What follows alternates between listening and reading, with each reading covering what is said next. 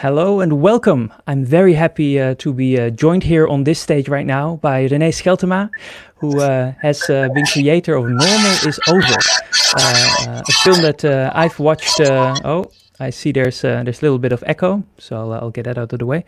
It's becoming a wonderful and impactful film looking at what has been happening to our Earth. And also going beyond the more shallow effects of it and going to the root causes. And I'm very happy to be giving her the stage right now to tell us a bit about this film, how it was created, and the stories that it tries to tell. So please take the stage, Renee. Thank you, Campus Party, for inviting me and to speak about Normal is Over. Today you hear and read about the fact that normal is over every day, although everyone means something different. For some people it means that the cafes can be opened, others start flying again. What I mean and meant by normal is over is that we cannot go back to business as usual. Because we need to truly understand how and why we ended up in the current crisis, which is not just a pandemic crisis, but to me and to many others who are starting to wake up, this is an ecological crisis. So I'm a criminologist, but mostly a documentary filmmaker and a photographer. And my last documentary is called Normal is Over the Movie. And I spent 5 years creating it. It's self-financed, it's independent. I wanted to do it with television, but they said to me, Renee, you want to make a film about everything that's impossible, so good luck. So I traveled the world searching for solutions on many different levels in order to see what we can do to reverse global ecological decline. I had turned 60 and both my daughters had left home, and I thought, let me finally make this environmental documentary. And not just a film about the drama, because we've seen plenty of those, and then we end up all depressed and go home not knowing what to do. And I also noticed that the friends of my millennial children sort of knew something was wrong, but not exactly what. And they get their news from Facebook or from mass media, and very often they don't know exactly what to do. So I thought, okay, let me just make this film mostly for them, but for everyone, of course, and to show that climate change is not the one and only problem that we're having, and that you can solve everything with renewable energy, because we would still have species extinction, and we would still have resource depletion, and we would still have income inequality. And so my premise is that these problems and also the pandemic are all symptoms of a dysfunctional financial economic system, which we have come to believe that is the one and only system that we have. And we've been educated from day one to think that this is normal, that to turn free nature into money is normal. And so the movie talks about keystone species on our planet, species whose presence contributes to life for many other species. Humans are not keystone species. There are a few keystone individuals, of course, keystone humans, people whose activities are contributing to environmental change on our planet. And many experts in their fields share their views in Normal is Over the movie, like Kate Rayworth, Donut Economics, Vandana Shiva, Professor Bernard Littard, Charles Eisenstein, Paul Gilding, ex-CEO of Greenpeace International, Professor Lester Brown, climate scientist Michael Mann, and many, many more people who appear in the film and explain in their words what the issue is and how we can solve these problems, because we can solve it easily if we just understand what's going on. And I would like to show you the trailer first.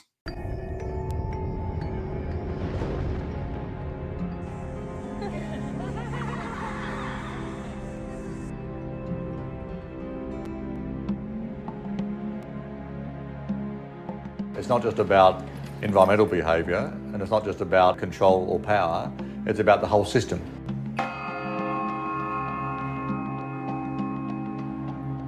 Many of the most powerful traditions and goals in the world today revolve around the processes of growth. Economic growth. Now, this growth is going to stop. It must stop, and it will stop.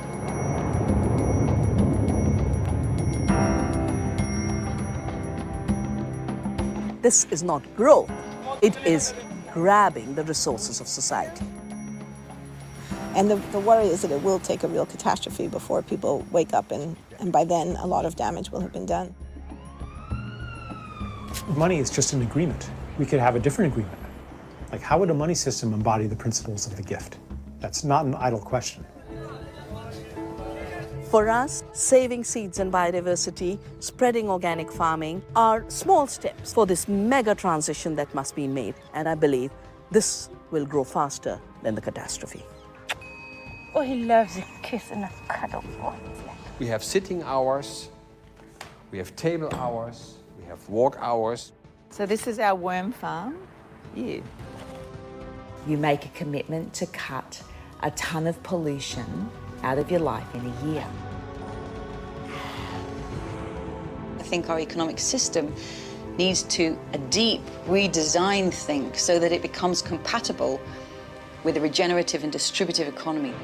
The thing that nature designed to eat blood and guts was flies.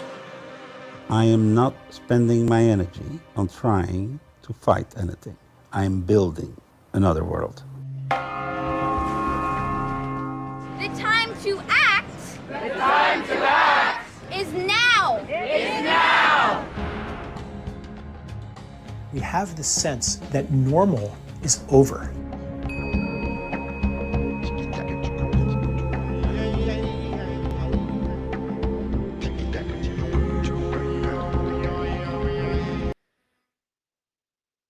So when I was 21, I read this book called Limits to Growth, written by the Club of Rome. It forecasts the collapse of civilization if we were to continue on this path we call economic growth. Growth promises us the illusion of greater freedom and security if we accumulate more stuff. But especially in the Western world, we have more than enough stuff. And thinking that we need more stuff and not so that we don't depend on others is the wrong path, really. And also, to grow forever on a finite planet, it's starting to become clear, like the Prime Minister of New Zealand understands this already. It's starting to become clear that this is not the right story for us to continue. And this pandemic is a good opportunity to change our ways and to not go back to normal.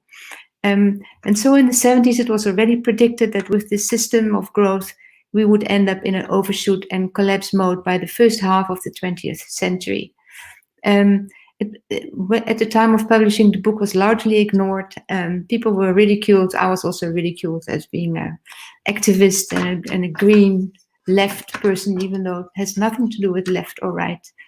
If you do whatever you do and you think of the planet first, this is beyond politics. This is beyond left or right, beyond color, beyond race, beyond cultural differences.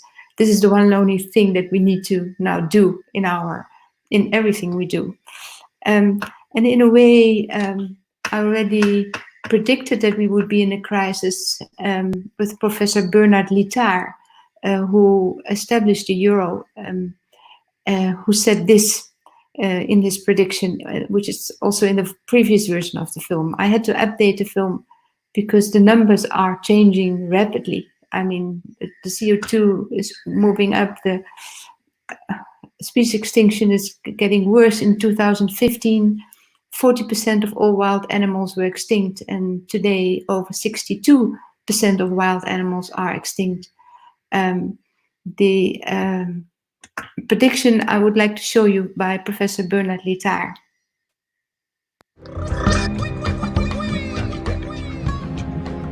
There's a convergence in the same time period of problems that cannot be solved within the current monetary paradigm. Climate change and species extinction. If you keep thinking short term, there is no solution to that. Aging of society, joblessness, the technologies, provide today ways of having growth, economic growth, without requiring people, and monetary instability. And I still hold on to my date. We either will change before 2020, or it's going to look very, very messy. Of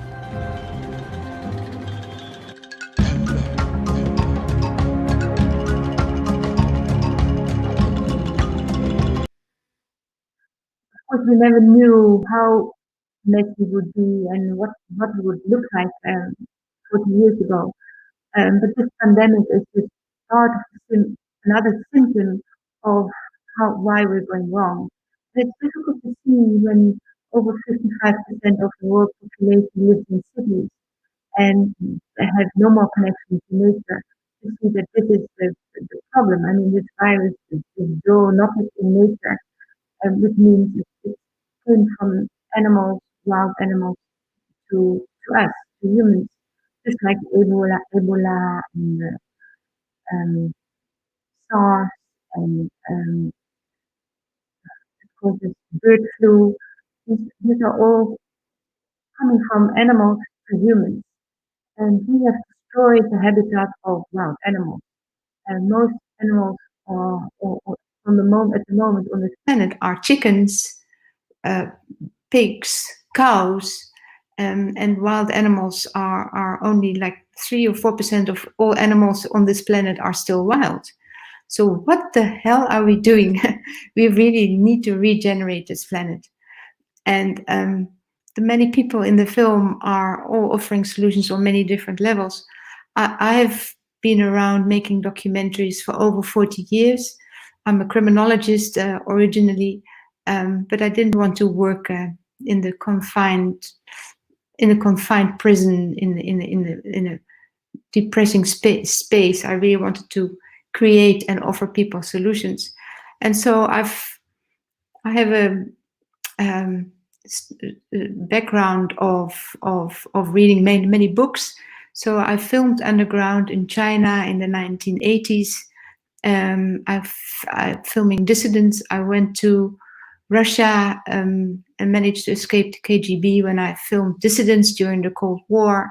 I filmed in Chile during Pinochet, during the curfew, made portraits of children who were fighting the fascist regime at the time. And so I've always made films that have a social core at their heart. And when I wanted to make this film, I decided I would put all my efforts in it to really show how the dots are connected, and that it's not just because a lot of people are so lost or just take one section of this puzzle, but it's actually not that much, not that complicated if you understand that the real problem of all these symptoms is our financial economic system, and also the people who like to continue this current system. And like the mass media are now owned by just 4 people, and it looks like there's many different subdivisions of media, but in fact only 4 people own the media, and they make a lot of money at the moment, I'm sure, because they make money with sensation, with superficial news, with out of context numbers, and talking about symptoms, the numbers and the illnesses. But they don't give you the perspective of how many other people die of TB, or how many people have died of pollution per year, which is a far outnumbers this virus, which is, of course, is horrible. But there's other things that we need to also be aware of that are all consequences of a broken system, where we think that money is really the one and only thing. We're conditioned to think that we have to make money in order to buy food. Now, I officially live in South Africa, and I was in lockdown in South Africa during this pandemic. And the first thing within a week you see is that people have no more food, and that they go to the streets, they fight. They also work together, but that is very, very essential. And so to be able to learn the poor people to feed themselves is such a simple solution. Just give them a piece of land where they can grow their own food, and at least then they don't have to travel to make money to buy food. We in the Western world, we've sort of lost how to do that. We've forgot. But when you live in a third world country, you see that that's super, super essential. And so this is one of the solutions, of course. We need an entire system change. I mean, where does money come from? We're now creating money out of nothing, and we believe in it, and without it, we are dispirited. But you know, time is, for instance, we think time is money, especially in America. If you don't have money, they speak extra fast because time is money.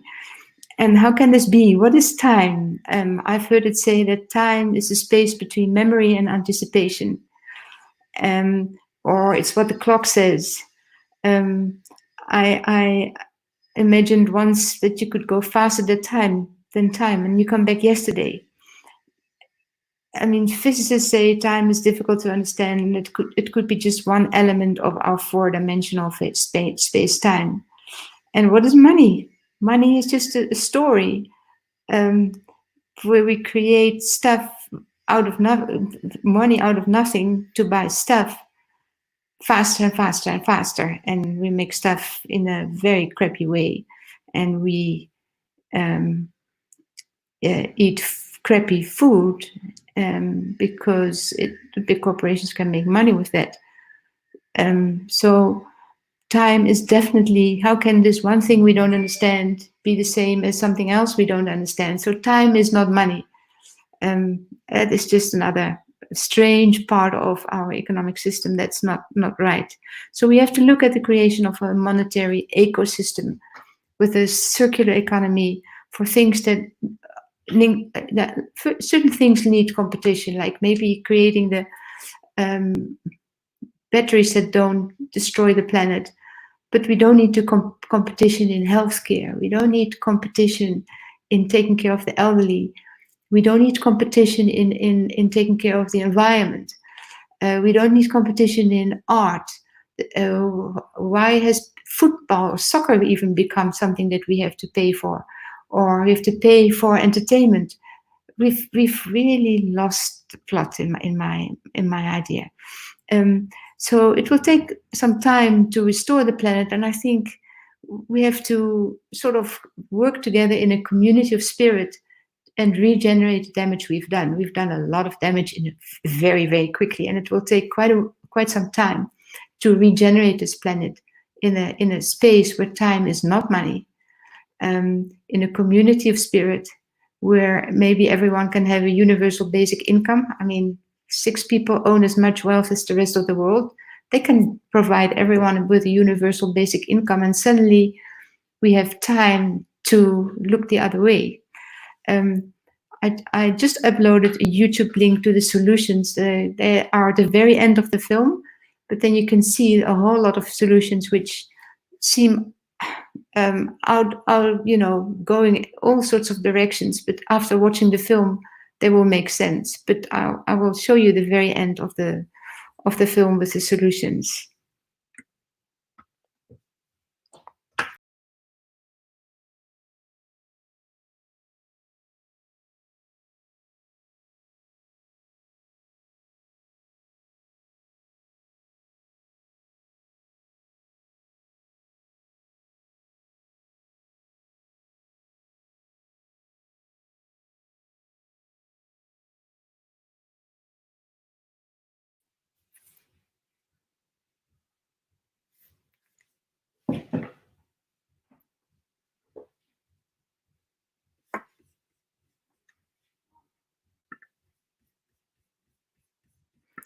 Yeah, so some people may say, whatever I do, it's just a drop in the ocean and it's too late.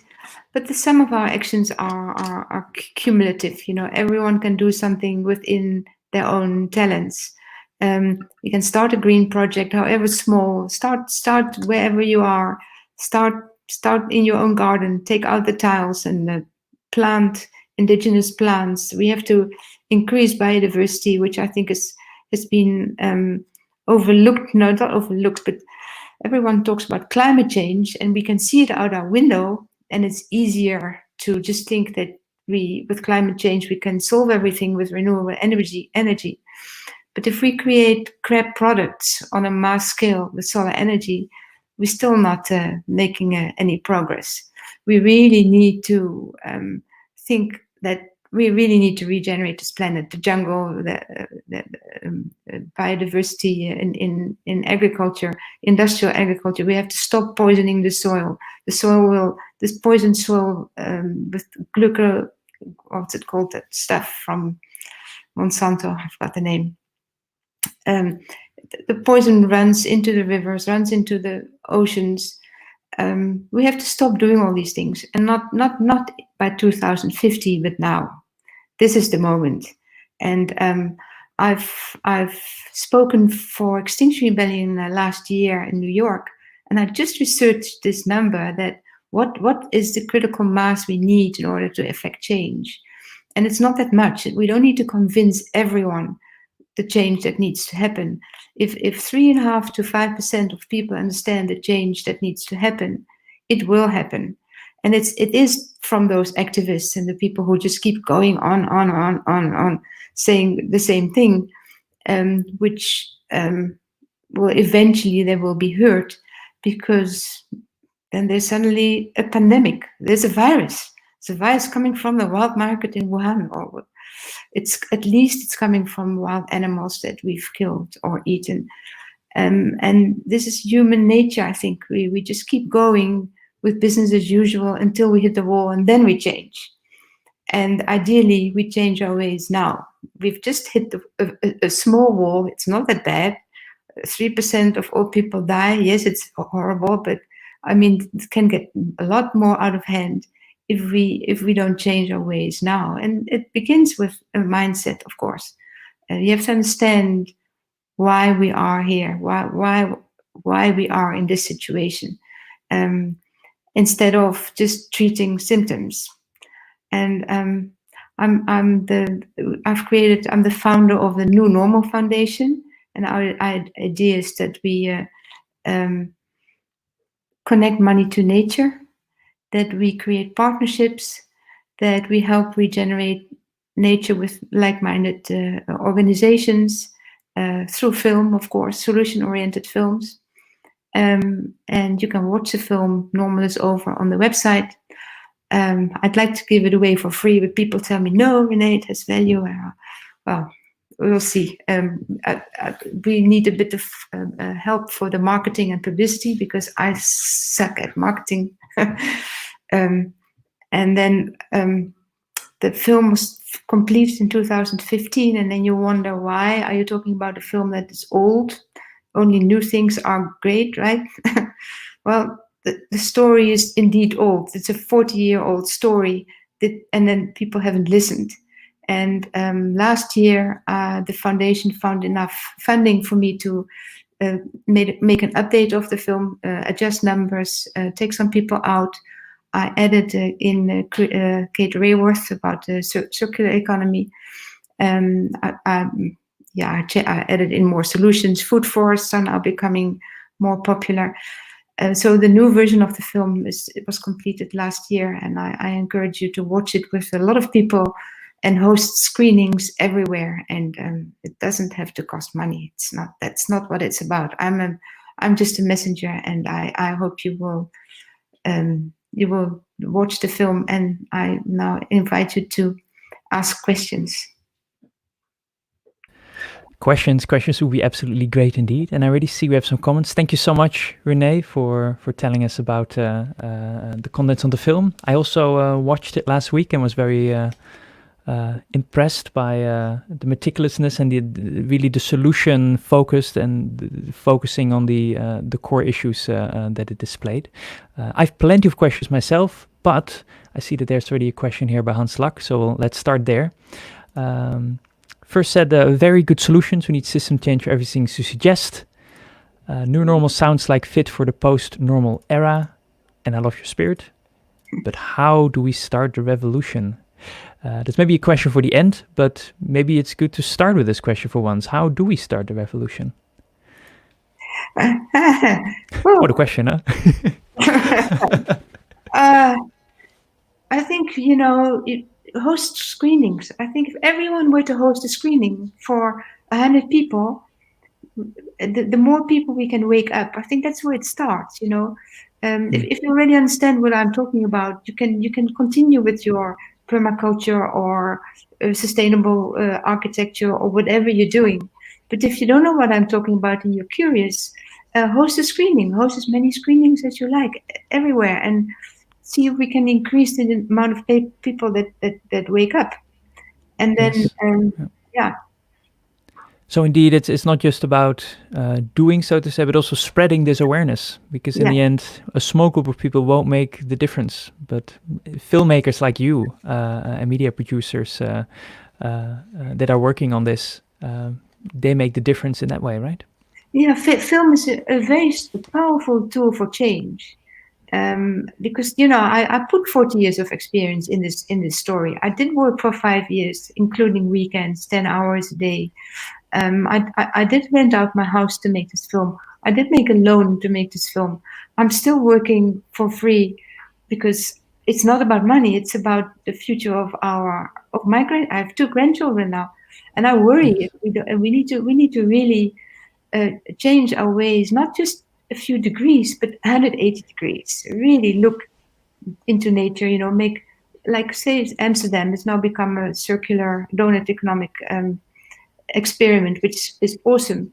I mean, there's plenty of land around Amsterdam. Why not create biodiversity and permaculture gardens and food on all those empty polders? How do you say it? Those empty, I don't know what polder is in English, but empty spaces full of cow dung.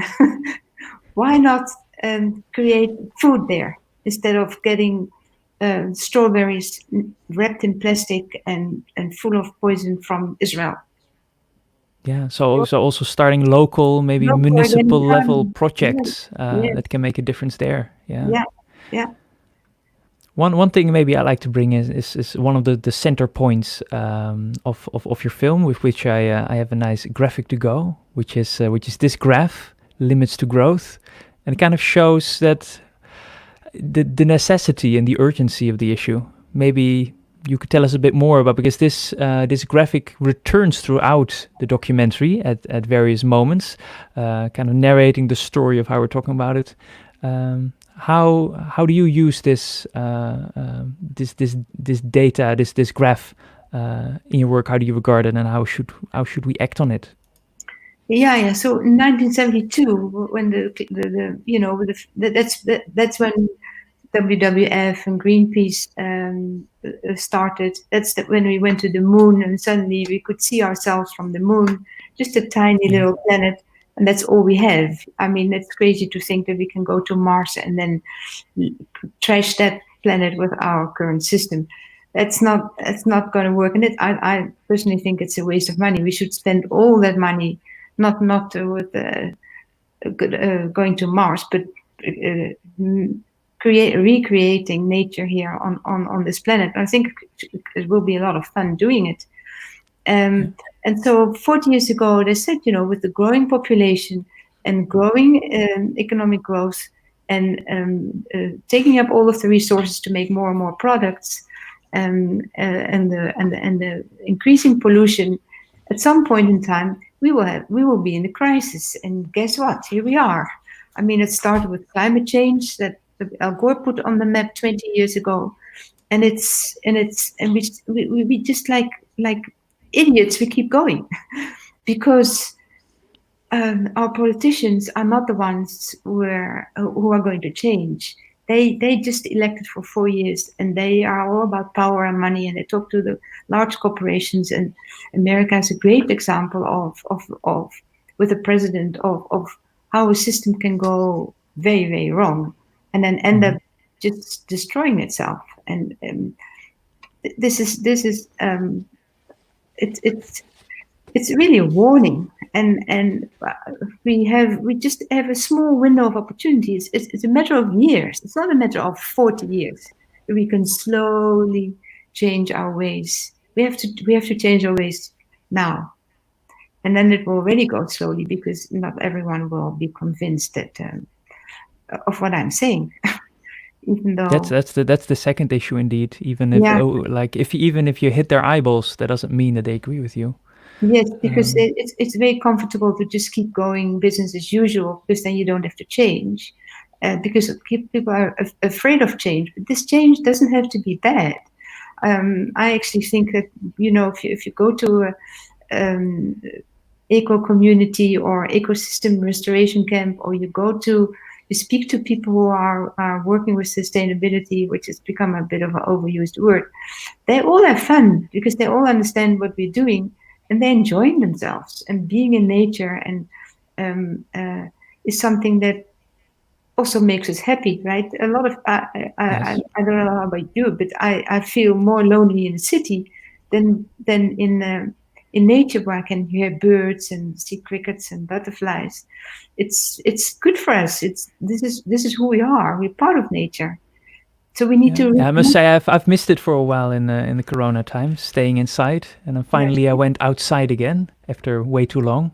Yeah. And then it is just so nice to have the wind in your hair and to see the cows going doing about their business. Actually going without it for a while makes you appreciate that I don't live in the middle of a city where there's no nature at all. Yeah. Yeah. And so maybe there's also, with this virus, those who've lived in the cities in flats and have been locked up realize that they need to go outside of the cities, and all those deserted villages all over the world where people, farmers have left their farms and their villages to go seek the city lights and Wi-Fi and drugs or whatever they are looking for. Is not the holy grail. I mean, that we really, in order to we need to go back to the villages and the land and restore it in communities. That's fun to do. Absolutely, Instead of a traffic jam for money. One thing that I found one interesting was one of that I think it was Kate Raworth who said that the way that we look at ourselves as Homo economicus also shapes the way that we think. Like how we think humans are, that is also how we start behaving. I was wondering what your thoughts are on that observation and how maybe we can change that self-model. Yes, and it has to do with our concept of money. There's never enough money to go around. And so if you're an economist, you learn that you need to make a profit and that greed is good and that you can cut forests in order to make more money and more stuff, and that it's fine to destroy nature because profit for your corporation is far more important, and that they don't say it's fine to destroy nature. It's just free nature is being regarded as something that is worth nothing. And it's a resource. It's a resource. And so we just take water and we create and we make beer. We just take the trees and we make IKEA stuff. And not that IKEA is not aware of sustainability, but we need more and more stuff, and we throw the old stuff out. We make stuff in such a way that we need to throw it out quickly. We're creating more and more plastic. This all has to stop. And so, but to come back to your question.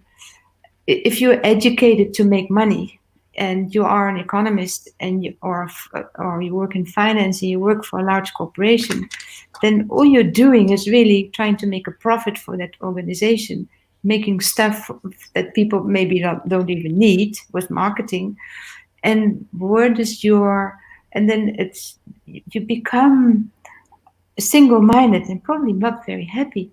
And you do become more greedy. That's what scientists have discovered, that these economy students, the first year they're still very open, and after 4 years, they think greed is good, and they just keep going because they need to make a profit.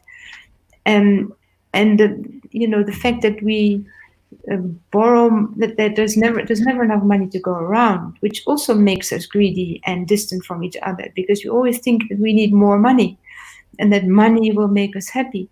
Meanwhile, after I think 12 or 15,000 euro or dollar a year, your happiness is not increased. You're just as happy as whether you're a billionaire or $12,000 a year. So we don't need that extra money either. So we can have a universal basic income. Everybody can have just a bit of money to buy whatever they need and do something else instead of making profits and grow. Because nothing in nature grows. Everything grows up and then dies. But with money and this our money system and this whole thinking, we think we need to grow. But what we've grown stuff, we've grown cities, we've grown weird mindset that all needs to change.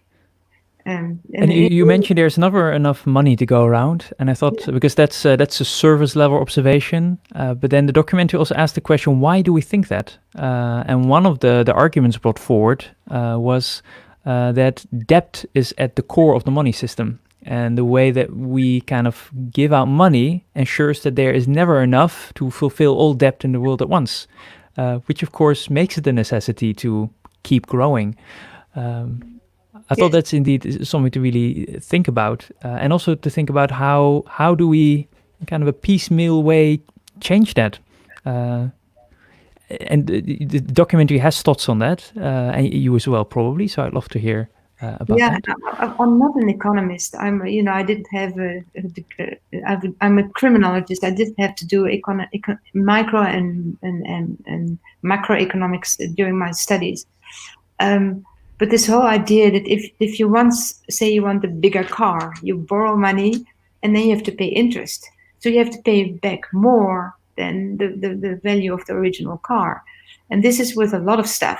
So there's never enough money to go around. So we all need more money and more money. And the debt is increasing like crazy. Students have debts, whole countries have debts, enormous debts. And all they do is pay off their debts instead of being able to direct their money stream towards better education and regeneration and conservation and the things that we need to do. And instead, they empty their seas in order to service their debt. So debt is really has become a huge problem. We have to just, in a way, start all over. I would think. I don't know if that's possible, but we managed to stop the world for COVID. So why can't we stop the world with our money system? Wouldn't that be cool? And no more student debts, no more country debts. We start all over. Just back to the scratch board. Yeah. If only. Yeah. We're going a bit towards the end of our time together, but there are still some viewers. So if you'd like to put in a comment, a question, this is still really the moment to do so. Then I can still bring it up. In the meanwhile, Renee, I asked a lot of questions now. Is there something you really want to tell our viewers on how to maybe organize a screening themselves, or how to act on the ideas within it, or maybe advice to aspiring filmmakers who also want to go into the world and find solutions? Yeah. They can contact me. I mean, the webpage, my personal film webpage is normalisover.org. Normalisover.org. And if you go to the contact page, you come directly to me. So that's easy. If you have too much money, you can fund the New Normal Foundation. Some billionaires, I don't think, will even feel it. And then I would love to have a PA, because I'm work 24/7 and I'm doing stuff that I shouldn't be doing. And the new it needs normal, to be a shared burden. Yeah. Yes. Also, ideally, we find funding so that the film gets out there into the world. And most people may be not aware, but if you make a film, say for €200,000, you need at least double that amount in order to get enough funding for marketing and distribution. And I didn't. What happened is that I put all my energy in making this film. My youngest daughter helped me during the editing stage. She made all the animations and she transcribed all the interviews with the professors, and she helped me. But she passed away 2 days after the film was completed in 2015. And that's why I have not been able to get the word out. So I've been grieving for 4 years. And then last year I made a new version of the film, and with that new version I also updated myself, and now I'm ready to get out there. And I really would like a proper outreach company, say in New York, who knows how to bring a Michael Moore film out, to take this film and get it out into the world and off my back, so that I can create more solution-oriented films, which will have a different character. They will not be so comprehensive as Normal is Over. Normal is Over is really connecting all the dots, and I'll probably make a whole series of films on solutions in a character-driven way. But for that we need funding too, and for that we have the New Normal Foundation, which is growing in the Netherlands and is growing in the US as well. And it's a 501c3 status or UNB status in the Netherlands. Yeah, so if, for everybody listening now or later on the on-demand stream, if you know anybody in your network or yourself who's able to make these connections or is a pro at marketing and getting these films out there, really contact Renee. I really see Hans Lak. Let's try a crowdfunding with big companies. So you really have one person to definitely talk to. Thank you. But I have no clue about marketing, so I really need help, because I cannot market myself. You should definitely have a chat with Hans, I see. That would be very great. Thank you so much for joining us today to share this film. I'd really, anybody who hasn't seen it prior to the session, really watch it. It brings together a lot of different solution spaces, problem spaces. It's really a good Kickstarter, let's say, to what is happening with the Green Deal, so to say. So thanks again. I will be preparing for my next session up next, and thank you for listening, everybody. Thank you, Ivan. See you later, Renee. Okay, thank you. Bye, everyone. Bye.